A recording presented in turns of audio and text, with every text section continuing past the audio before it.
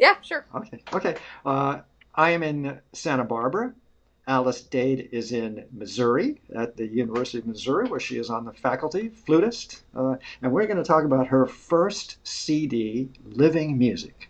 And it's a beautiful CD, really beautiful, beautiful CD. I'm going to put my comments about it up with on the performingartsreview.net website and with videos of some of the excerpts and the whole thing that are already up there, by the way, and links to see the CD purchase and everything else. But it's just a beautiful on a Naxos American Music Series, beautiful CD of new music, some several world premieres, American composers. Four, It's just great. mhm. Four premieres of five works, right? Four world premieres. Yeah. Yep, five works, one by a female composer, and four world premiere recordings. That's right. Okay, so we're going to get there now. Let's just kind of do a little overview, as I mentioned earlier. Just kind of get people up to snuff. We'll just be very brief, but just kind of touch on how come flute. What was that? And then we've discussed earlier interlochen and then Juilliard and then the position at the University of Missouri. Give us a little overview of all that stuff. Well, flute is kind of a funny story. It's mostly because I was following my older sister around, as younger sisters tend to do. She was very good at ballet. I was apparently not. She was very good at writing, academics, cooking, soccer, you name it. Hate it. I,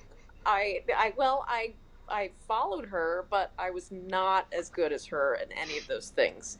So my mother suggested to me that I take an instrument and do something different from my sister. And she gave me a choice.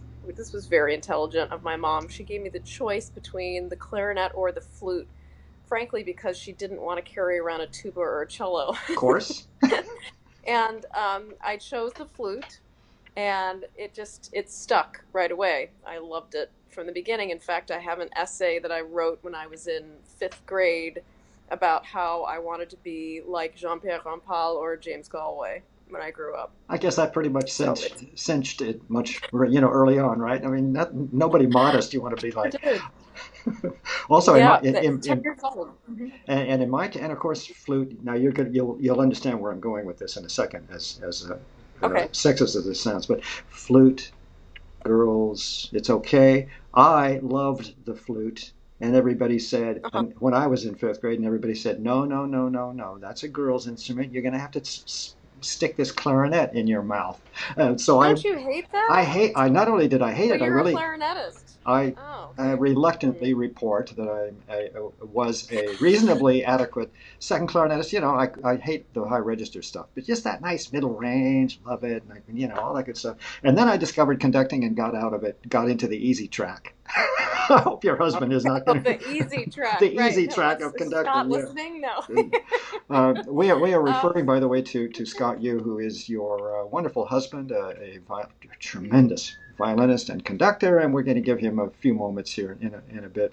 But let's carry on a of little bit. course. Among the awards you received, early on, this Olga Kuzovitsky Wind Competition Award, and the only reason that Mhm. really jumped out at me is because this woman gave all of the fortune and the foundation monies that her husband, Serge Kuzovitsky, the brilliant conductor, had put together. She administered these foundations until every last penny was gone, giving it away. I was a recipient when I was, whatever, Oh, 21 years okay. old to go to Brazil Hmm. for a month. I was as a young Oh, conductor in Brazil with Eleazar de Carvalho, somebody like that in Sao Paulo. But when I hmm. saw Olga, and Olga came down for that when we were in Brazil. So I remember the presence of this woman. She wasn't very tall, but there was something that just, she commanded a room. But so anyway, enough of Olga Kozovitsky. But yes, Wow. among we many of us have benefited from this woman's and various foundations' generosity. You joined That's the faculty at University of Missouri in 2011. How'd the gig come that's right. about? Did you just audition? Did somebody talk to you? What? Come on, tell me. Well, it's I'll tell you. It's funny actually. Scott called me. At the time, we were just friends. We weren't married or dating or anything. This was in 2010, and he called me and said, "Alice, I've been thinking about the fact that you said you want to do more chamber music and keep doing orchestra performing, but also teach more and have your own projects. And I was wondering if you'd ever consider a job in academia.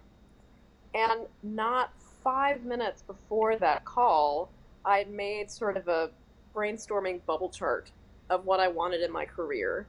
And everything he was on that bubble chart, and it fit perfectly. Of course, that's what I should go for as a job in academia. So that day, I found the listing for University of Missouri as well as two other positions, and I went to the university. I did a master class, a recital, quite a few interviews, and an interview with the students, and I just felt that this was right. This was my next stop in my career, and it's turned out to be a very, very great thing for me. That's incredible. And as you said, your bubble chart for your future, and you and Scott, somehow he had the same idea you did. I mean, marriage was It's inevitable. crazy.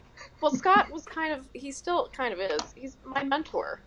He's always Interesting. sort of guided me through, how should I go about doing this in my career and that. He helped me gain perspective. So I'm very grateful for that moment. It's a very important phone call.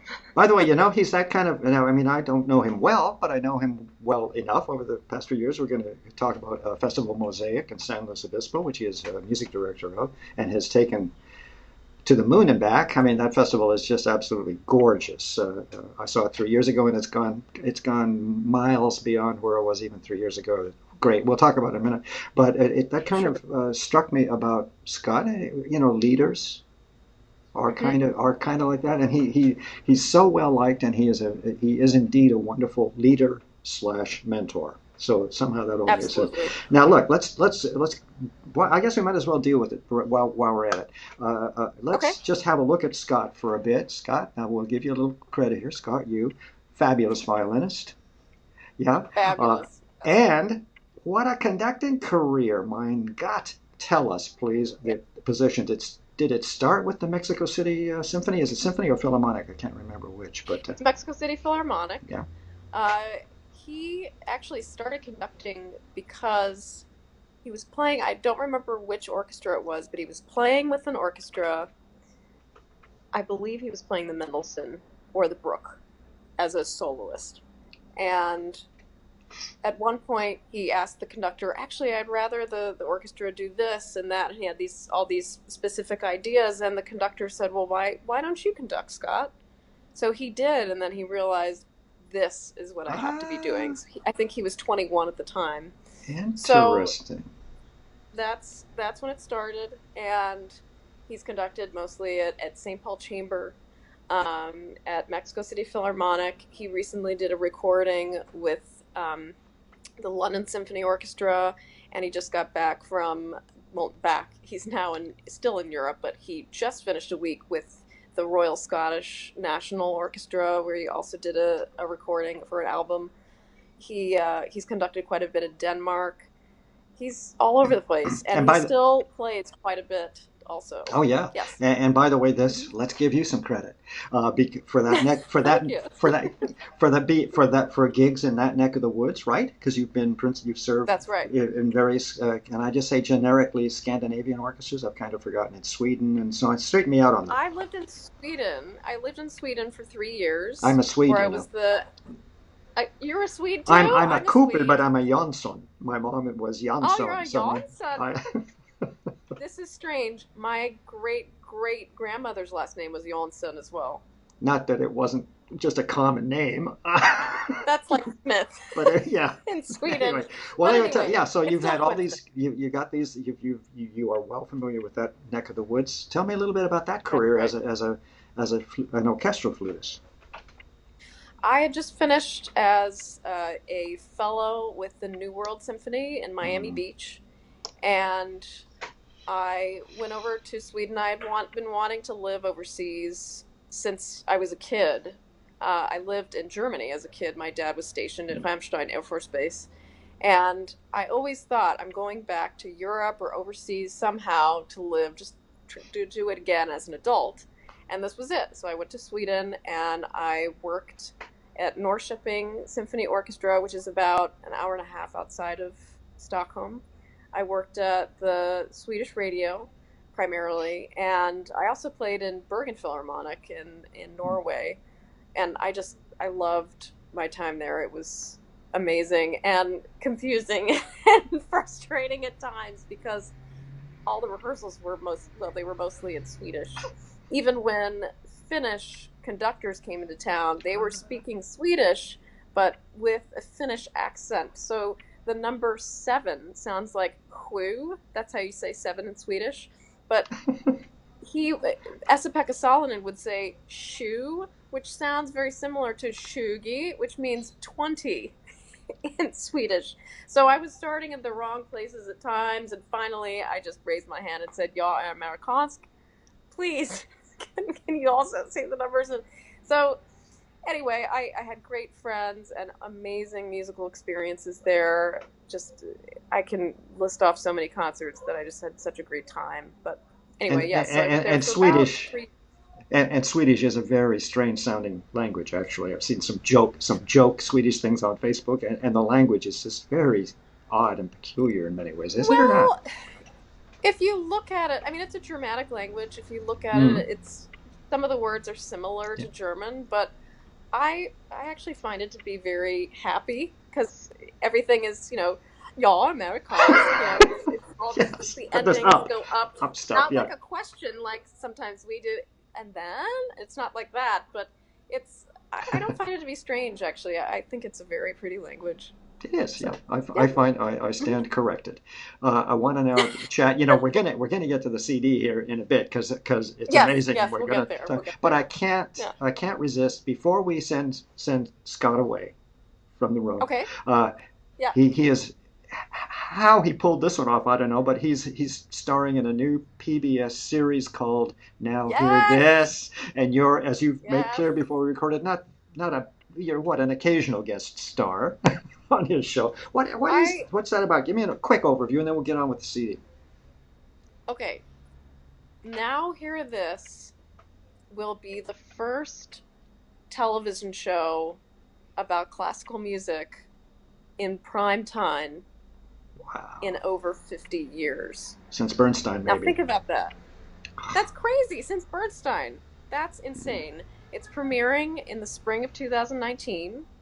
Imagine something like the late Anthony Bourdain, except instead of the focus being cooking and also being about travel and various things, it's about classical music primarily and about food and travel and the mysteries and stories behind composers' pieces.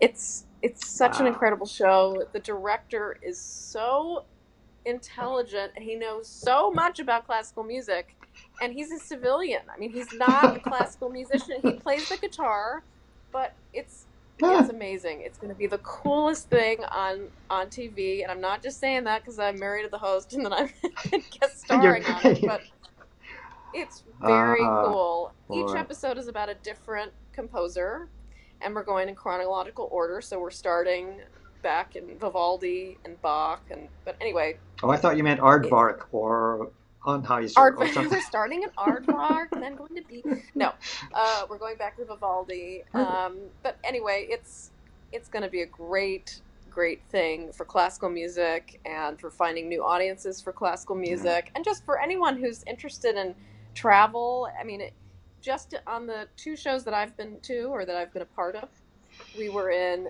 Germany, France, Spain, and Morocco. This is not a bad gig. I like that. It's a pretty sweet gig, let me tell you. And by the way, the first time I encountered Scott Yu was at Festival Mosaic and his narrations for various programs. He's a natural at making a narrative that is clear and educational and not condescending and all the rest of it. That's okay. Right. Scott, we've done you good duty. Now we're going to talk about this incredible CD, Living Music. And again, I think I mentioned earlier, but you're going to do this, so I don't yammer on here. But give us this first, the lineup of these wonderful American composers, some of whom I'm passionately in love with. Copeland. I just lost his name. Help! Hang on. You know what I mean. Dan Coleman. Sorry. Ernest Coleman. Coleman. Yes. Yeah. Okay. Anyway, there are four others, including Jennifer Margaret Barker. Yeah. That's right. So That's give right. me a rundown, and while you're at it, of these composers and the music that you've recorded, and while you're at it, Hmm. tell me why and how. How did you? What's the agony of putting together a program? You know what I mean, so that it works and makes sense to you. Go. Hmm. Well, I actually start in a nutshell. I started thinking about this project, and I considered recording pieces that have already been recorded, but then I noticed, oh, Paiutes already recorded that. Galway has a great recording of that. I don't feel the need to record those pieces again. And then I thought, okay, so I'll do a new music CD. And actually, to be pragmatic about it, there's more funding available for new music. Hmm. So then I decided, okay, I'm just going to look for music that I like, that is beautiful. And I came across Aaron J. Kernis's Air, which was originally Gorgeous. for a violin and piano. It's a beautiful piece. And there's also an arrangement of flute and piano. And I thought, oh, that's perfect. I would love to play that piece. I wrote, did I write or call? I believe I wrote Aaron J. Kernis and asked him if it would be okay for me to record his piece. And I got the best answer back. He said, actually, Alice, there is a version for flute and string quartet that has not been recorded yet. Would you like to record that? Perfect. And I said, yes! It was Perfect. serendipitous. It was an amazing moment. So, perfect. That's the first track of the CD. The second track of the CD is by a good friend of mine and mentor, Michael Fine, who is not only a fantastic composer, but also a clarinetist. Oh, really? Fantastic clarinetist. Yes, he plays at Festival Mosaic, actually. Really? So And I've probably met him and heard him play. probably he's the second clarinetist Okay. at Festival Mosaic. And he's also a Grammy Award winning producer. Oh boy, it never So stops. this man he's on his third or fourth career, and his music has a lot of Americana elements and beautiful imagery. He sent a score to me and Scott as a wedding gift for flute and string orchestra, and we both loved it right away. And we didn't even have to say anything to each other. We said that is going on the CD. So that is the second track by Michael Fine. And let me just The jump in third, here. What a wonderful yeah, compliment to Michael Fine, a composer of that level, and as you said, so multitasking. At very least, giving you a wedding present. How sweet a I piece. know Yeah. it was really nice. Yeah, he's a fantastic person. Um, Now that's then skipping stones. Yeah. I mean, not the wedding. Was that's the wedding Skipping gift? Stones. Was that the wedding gift, or that's another piece? Yes, that So was the wedding gift. this is your wedding gift, skipping stones. I had no Yeah, idea. Okay, wonderful. actually. That makes it interesting. Yeah, go ahead. Sorry. No, it's fine. Then Noam Elkies is a composer I've worked with before. The first time I met Scott was in 2003 when I was still a student at Juilliard, and I was asked to perform with his orchestra, Metamorphosen. And one of the pieces that I performed with them at Jordan Hall at New England Conservatory was Noam Elke's Brandenburg Concerto Number 7. And he's a great composer. He's very much inspired by Bach. And he happens to be a math professor at Harvard and the youngest ever tenured professor at Harvard at age 26. Now I remember. Now I remember. I had forgotten that little bit. About That little bit. this genius, this incredible man. Yeah, He's, incredible. yes. And Well, he's I not did only a meet him. genius, but he has. You did, okay. Yeah. He's not only a genius, but he has a great sense of humor. He's very easy to talk to. I know him as a great person as well. It's kind of a family project, the CD, because I feel like I know everyone. But so I asked Noam if he happened to have a piece for flute, and he sent me his score to the E Sonata. and it's called the E Sonata because every movement is kind of having to do with the note E and many other reasons that he's written so eloquently in the liner notes. Yeah.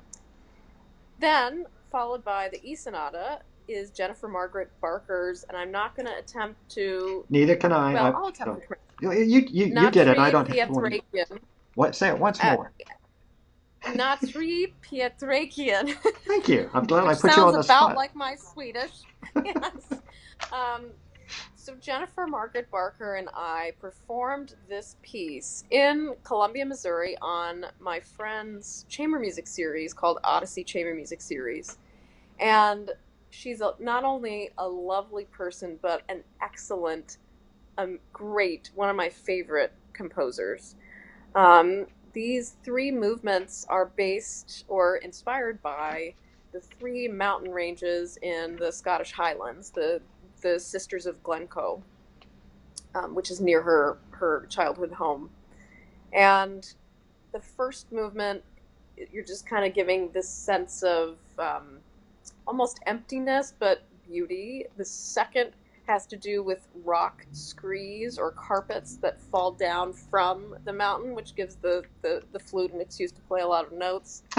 And then the third movement is again about expansive and also bringing the entire piece to a close. But it's just a beautiful piece. I love it. Yeah. And then last but certainly not least is Dan Coleman's Pavans and Symmetries, which I consider kind of some of my favorite kind of music. It's a little on the nostalgic side, and actually I talked to Dan about that aspect of the piece, and he said that he went through a sort of a period of writing that kind of music, and then he moved on from it. But I just love it. I mean, look at the so it was composed in 2000, according to the booklet, if I recall. That's right. Well, because actually, yeah, go ahead. Mm-hmm. Go ahead. Actually, Sorry. Scott's Orchestra Metamorphosen premiered the piece for flute and orchestra with, I believe her name is Elizabeth Osterling. So, but anyway, so Scott knew about the piece and he referred it to me, and I listened to it, loved it immediately, knew I had to record it. Well, so what all of these pieces have in common is that I listened to them and thought I had no choice. I had to record these pieces because I just loved them so much. Yeah. Well, and that's what you have is a CD that's gorgeous, really gorgeous. Oh, thank you. Beautiful, beautiful music making by, Scott plays with you on that CD and other colleagues, as we mentioned. I'll put them all up at colleagues that play also with Festival Mosaic. And so on. But again, that remark you made about Dan Coleman is very interesting because, as I told you off camera, I get all kind of weepy with this guy. His music just goes right to my heart. And so I hope he hasn't abandoned that. But his music is just so intimate. I want to talk now, and then we better wind it down here. But when I saw where you recorded this album, I thought we cannot let that one go. And then I went to the website. Everybody's going to find out in a minute. But that place. Go ahead, Skywalker Sound in Marin County. Everybody has heard about this. The Skywalker Ranch, the state-of-the-art recording studio, the luxury hotel for 25 or something. For artists that are staying there. I mean, talk about first class. What was that experience? And then I'll tell you briefly before we end what it did to my ears. Well, one of our friends and colleagues recommended that we record specifically with Leslie Ann Jones and Dan Thompson at Skywalker Sound. And I said, done, great, let's go. And this is, in fact, George Lucas's Skywalker Sound, in that Darth Vader's lightsaber is there. I saw it with my own two eyes. Charlie Chaplin's bowler hat and cane, which Charlie Chaplin is kind of I love humor and comedy in general, so being able to see that in person was just kind of a dream for me. I don't have a picture of it. You're not allowed to take any pictures while you're at the ranch. You actually sign a release form about that. And I saw Indiana Jones's hat, his whip. I mean, and I don't. Maybe you wouldn't know this movie, Daniel, but there's a movie called Return to Oz, It doesn't want and to ring a bell. The title wants to, well, but I doesn't. I as don't a think I saw kid it. in No. the late 80s, Return to Oz was a classic that my sister and I watched time and time again on Laserdisc. And there was a character in it called TikTok. It's the Return to Oz is from the Oz series Series, books yeah. after the Wizard That's of why the Oz. Yes. title is legit in my memory. Right, Yeah. that is it. And anyway, this character TikTok, who's this kind of a he looks like one of my copper bowls, actually, except he's this big man who walks around. He's kind of like the Tin Man, but not. Anyway, he was there, and I was starstruck, and they did allow me to take a picture of that, but I am not allowed to share it with anyone. Boy, that is because really bizarre. So you well, secretly I you. told them this is amazing. I can't believe I'm seeing this. And Leslie Ann Jones said, you can't share it with anyone. So, and in fact, maybe I'm not even supposed to say that. But I So, have never shared it. I will not show it to even you. I'm sorry. on certain But private you would love occasions, on certain anniversaries, you sneak back to wherever it's a PDF or something, the picture or something, and you have a look and then seal it back up I, again. I'm not at liberty to say. Oh, of course not. I mean, No, honestly. but anyway, it's an amazing place. The architecture is that of the 1920s, but it was Hmm. built, I believe, in the 80s. Hmm.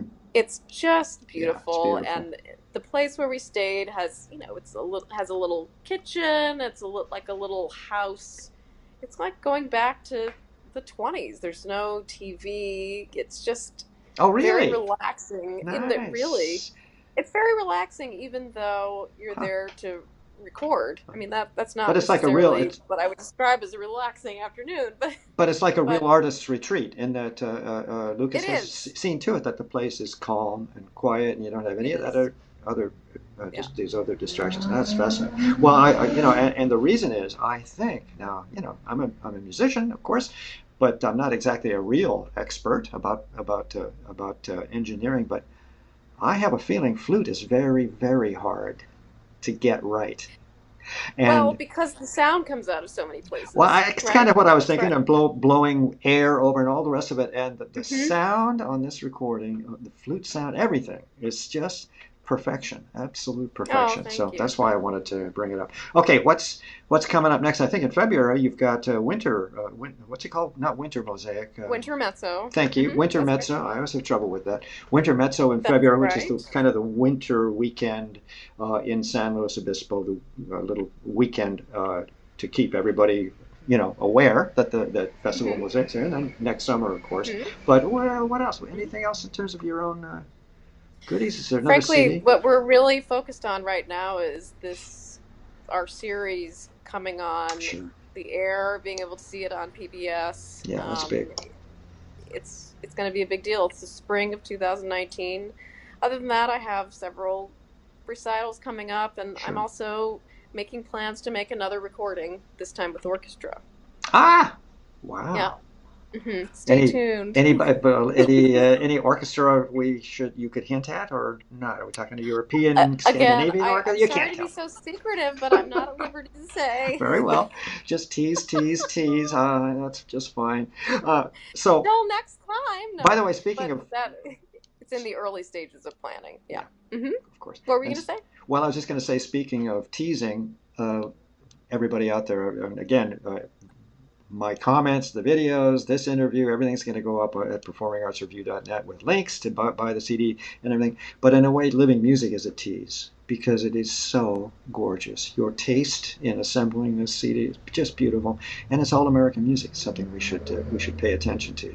And I also like, in the course of this conversation, somehow, you know how we reach abysmal points where we think that classical music's on the way down forever, and then suddenly things perk up. Well, here you had mentioned earlier funding is more available for contemporary music, and audiences are up and everything else. So Hmm. I think we're going to be okay. We're Yeah, I living. Actually, there's a blurb on my CD that says yeah. Look at that. She's classical got that. music is alive and well. Oh Where is that yes, blurb? yeah. Here it is. Okay. Contemporary music is alive and well in innumerable forms and genres. There you go. Well, how could we Written. possibly have? Must have been in my head somewhere from reading that CD cover.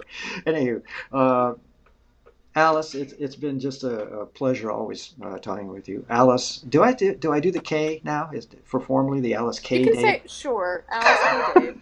Alice That's what K I go Dade, by. The flutist. only reason the K is in there is because when I was in second grade, I felt that my name was too short, so I added the K, Second which grade? is second grade. Second grade, you did this vanity thing. It's amazing.